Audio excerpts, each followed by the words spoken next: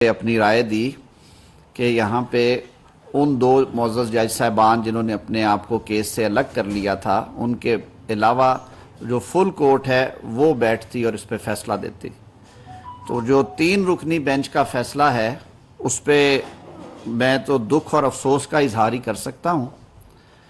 اس کی وجہ سے میں سمجھتا ہوں کہ جو ملک میں جاری ایک سیاسی اور آئینی بحران نظر آ رہا ہے وہ اور زیادہ سنگین ہوگا، وہ اور زیادہ گہرا ہوگا.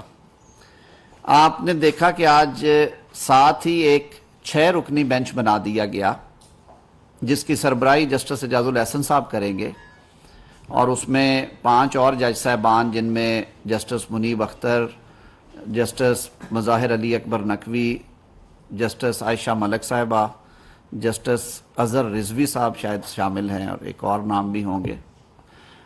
ان پہ مشتمل یہ بینچ ہے جو اس بات کا ثبوت ہے کہ اٹارنی جنرل نے جو کل آرگیومنٹس دیے تھے اور ہمارا جو پارلیمان میں بھی موقف تھا کہ جسٹس قاضی فائز عیسیٰ صاحب کے بینچ نے جو 3 رکنی بینچ نے فیصلہ دیا اور انہوں نے روکا تھا کہ جب تک فل کورٹ میٹنگ ہوتی نہیں اور جب تک 184(3) کی جورسڈکشن کے حوالے سے رولز نہیں بن جاتے یا اس پہ قانون سازی نہیں ہو جاتی، جو 184(3) کے مقدمات یعنی کہ از خود نوٹس کے مقدمات یا سپریم کورٹ کی اوریجنل جورسڈکشن کے مقدمات ہیں ان پر سماعت نہ کی جائے.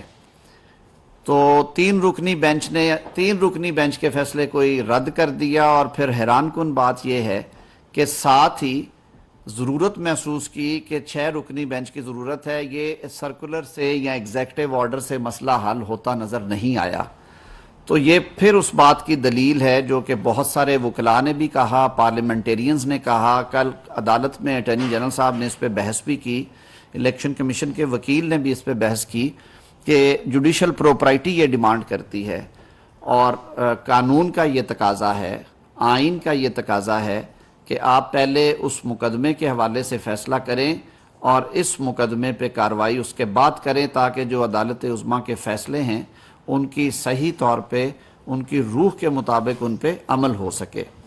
تو ایک پوائنٹ تو یہ تھا. دوسرا، آپ سب کو معلوم ہوگا کہ جب 1 مارچ کو فیصلہ آیا تو اس روز بھی ہمارا یہ موقف تھا کہ جو از خود نوٹس کیس 1/2023 تھا وہ 3 کے اگینسٹ 4 ججز کی اکثریت سے وہ خارج ہوا، اور 4 معزز جج صاحبان نے کہا کہ ہم ان پٹیشنز کو 184(3) کے جو دائرہ کار سے باہر سمجھتے ہیں، یعنی کہ جو پیرامیٹرز ہیں 184(3) کی جو ریکوائرمنٹس ہیں وہ پوری نہیں ہوتی اور وہ پٹیشنز مینٹینیبل نہیں تھیں، یعنی کہ وہ کوئی آرڈر نہیں تھا جس آرڈر کو بنیاد بنا کر یہ موجودہ پروسیڈنگز جو ہیں وہ انیشیٹ کی گئیں. اس انتہائی اہم آئینی معاملے کو حل کرنے کے لیے، اور بالخصوص جب 4 جج صاحبان نے اپنے فیصلوں میں بھی لکھ دیا اور جب تفصیلی فیصلہ جات آئے تو وہ تو بالکل روز روشن کی طرح عیاں ہو گیا کہ 4 معزز جج صاحبان نے وہ پٹیشنز خارج کی ہیں. ان 4 معزز جج صاحبان کے فیصلے جوڈیشل فائل پہ موجود ہیں. 3 معزز جج صاحبان جو ہیں انہوں نے کہا کہ نہیں، یہ پٹیشنز مینٹینیبل ہیں، اور الیکشن کمیشن کو ہدایت کی کہ وہ صدر اور گورنر کے پی سے الیکشن کی تاریخیں لیں اور اس کے مطابق الیکشنز کروائیں. جو 2 جج صاحبان ریکیوز کر گئے تھے ان کے بارے میں یہ کہا گیا کہ کہاں پہ ریکیوز کیا. اس کا سب سے بڑا ثبوت یہ ہے کہ اس 9 رکنی بینچ کی فائل میں ان 2 جج صاحبان کا کوئی حکم نہیں ہے، نہ عبوری حکم ہے نہ فائنل حکم ہے. تو ایسی صورتحال میں یہ قرین انصاف اور آئین اور قانون کی منشا کے عین مطابق تھا کہ 4 کے فیصلے کو مانتے ہوئے یا اس ابہام کو دور مان لیا، یہ ابہام ہے تو اس ابہام کو دور کرنے کے لیے فل کورٹ بیٹھتی، وہ بھی نہیں بیٹھی. اٹارنی جنرل صاحب نے کل ایک اور راستہ سجیسٹ کیا. انہوں نے کہا کہ جی اس معاملے کو حل کیجئے کیونکہ اس کا جو ملکی حالات جس سے ملک گزر رہا ہے اور جو ہمارے سیکیورٹی کے اور معاشی حالات ہیں ان میں اگر سیاسی اور آئینی بحران بھی شامل کر دیا جائے تو یہ ملک کی خدمت نہیں ہوگی، یہ اور مسائل بڑھائے گا. تو ایسے میں اٹارنی جنرل صاحب نے کل آفر دی تھی، انہوں نے ایک مشورہ بلکہ دیا کورٹ کو پرنسپل لا آفیسر ہونے کے حوالے سے کہ آپ جو باقی 6 جج صاحبان ہیں جو ان پروسیڈنگز کا حصہ نہیں رہے ان پہ مشتمل ایک بینچ بنا دیں. لیکن وہ 6 یا 7 جج صاحبان تھے، وہ استدعا بھی جو ہے وہ بھی رد کر دی گئی۔ تو ایسے میں سمجھتا ہوں کہ جو اندیشہ ہے پاکستانی قوم کا کہ ہمارے ملک کی جو اعلیٰ ترین عدالت ہے اس میں تقسیم ہے، اور تقسیم کا تاثر ختم کرنا ادارے کے سربراہ کی ذمہ داری ہوتی ہے۔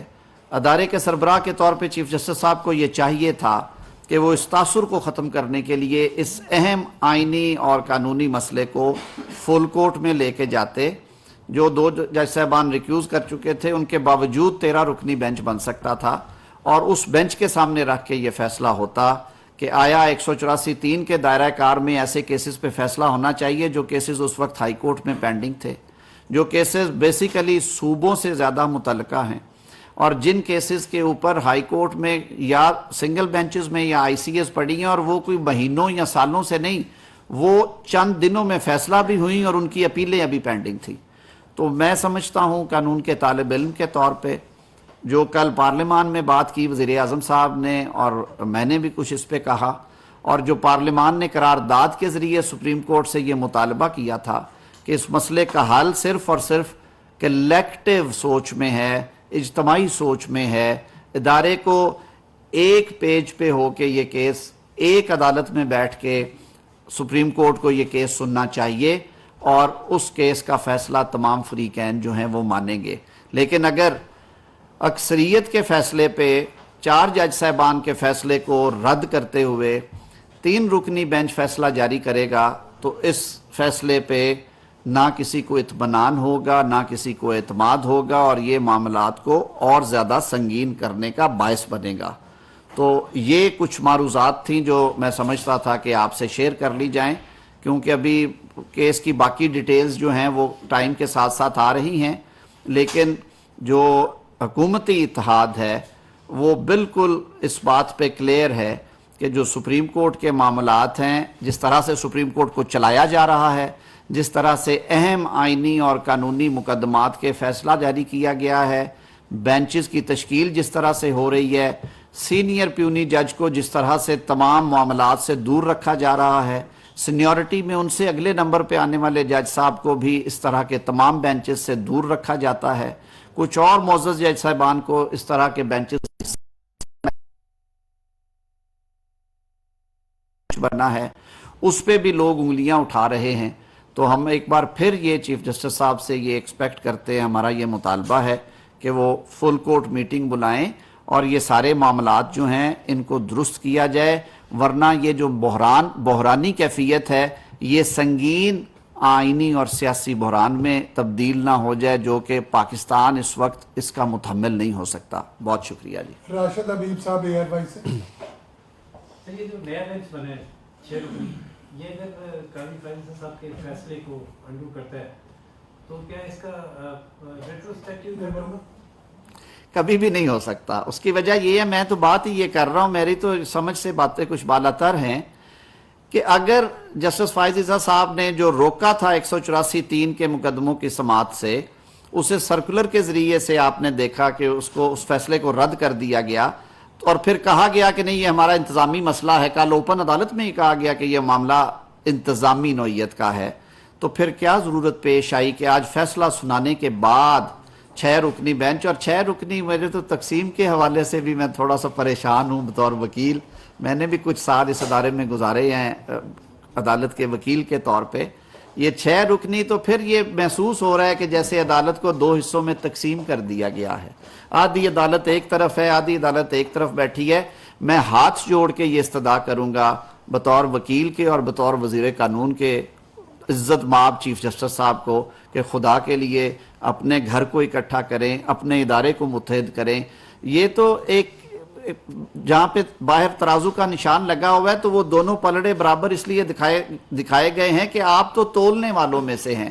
اگر وہیں پہ اتحاد نہیں ہے، اگر وہیں پہ ہی اتفاق نہیں ہے، اگر وہیں پہ سوچوں میں اتنا زیادہ تضاد ہے، اور ایک دوسرے کے فیصلوں کے بارے میں جو رویہ اپنایا گیا ہے چیف جسٹس صاحب، یہ ادارے کے وقار اور تقدس اور عزت کے منافی ہے۔ سپریم کورٹ آف پاکستان کی جو ڈگنیٹی ہے، اس کی جو ریٹ ہے، وہ یہ ڈیمانڈ کرتی ہے کہ یہ معاملات سارے کے سارے جو معاملات ہیں ان کے لیے وہ جو ہم نے پہلے عرض کیا، جو پارلیمان میں بھی کہا گیا کہ آپ 13 رکنی بینچ بٹھائیں، وہ بینچ بیٹھے اور ان سارے معاملات کا جائزہ لے.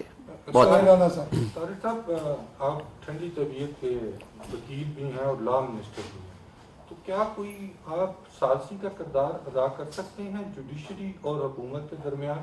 کیونکہ کچھ آپ کے ایسے وزراء ہیں ایسے اس قسم کے بیانات دیتے ہیں جو کہ حالات بہتر ہونے کی بجائے غلط رنگ اختیار کر دیتے ہیں.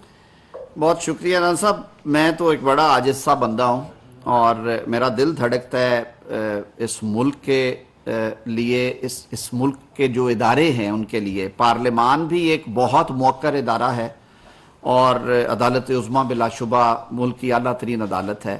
یہ ٹکراؤ کی صورتحال نہیں ہونی چاہیے، اور میرے تو خیال میں یہ اداروں کے سربراہان کے لیے سب سے بڑا سوالیہ نشان ہوتا ہے.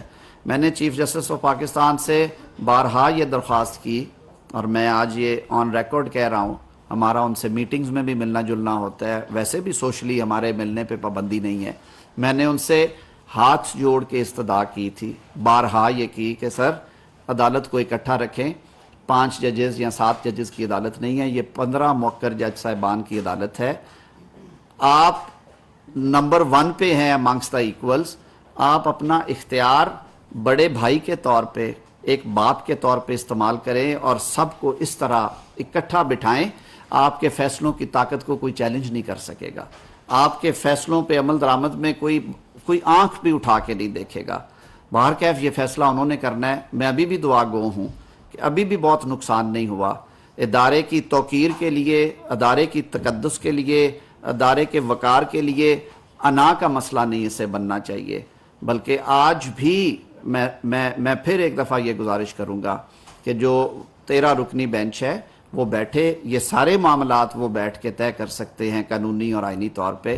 اور شاید اسی طرح سے اسی میں میں سمجھتا ہوں کہ اس قوم کی بھی بھلائی اور بقا ہے. دیکھیے، میں ابھی فیصلہ آئے 20-25 منٹ ہوئے ہیں. میں ان لوگوں میں سے نہیں ہوں جو اپنی رائے دوسروں پہ مسلط کرتے ہیں. ہم اسی کا تو رونا رو رہے ہیں. آج کابینہ کا اجلاس ہے. وزیر اعظم صاحب اس طبیعت کے مالک ہیں کہ انہوں نے تو جو اختیار انہیں دیا گیا تھا آرمی چیف کے تقرر کا، وہ بھی کابینہ میں بیٹھ کے فیصلہ کیا تھا، حالانکہ وہ وزیر اعظم کا کلی اختیار تھا. تو آج 2:30 بجے کابینہ کی میٹنگ انہوں نے بلائی ہے. تو کابینہ کی میٹنگ میں انشاءاللہ العزیز اس پہ گفتگو اور اس کے بعد دیکھیے، میں تو آج بھی یہ کہتا ہوں کہ الیکشن کمیشن ایک آزاد خود مختار آئینی ادارہ ہے. عدالت نے بھی یہی، میرے خیال میں جو میں نے پڑھا ہے، عدالت نے کہا ہے کہ آپ دیکھیں کہ اتنی تاریخ اور اتنی تاریخ کے درمیان الیکشن کی تاریخ 1 مئی سے لے کے 14 مئی تک الیکشن کی تاریخ طے کریں. انہوں نے محکموں سے بھی یہ کہا ہے کہ وہ الیکشن کمیشن کو اپنی جو سہولیات ہیں، جو سپورٹ ہے، وہ فراہم کرے. بہرکیف یہ ساری باتیں آج کابینہ میں بھی ڈسکس کریں گے جی، اور پارلیمان کے فلور پہ بھی. بہت شکریہ، تھینک یو ویری مچ. بہت شکریہ جی. باقی قانون اعظم نذیر طاہر نیوز کانفرنس کر رہے تھے. انہوں نے کہا کہ 3 رکنی بینچ کے فیصلے پر دکھ اور افسوس کا اظہار ہی کیا جا سکتا ہے.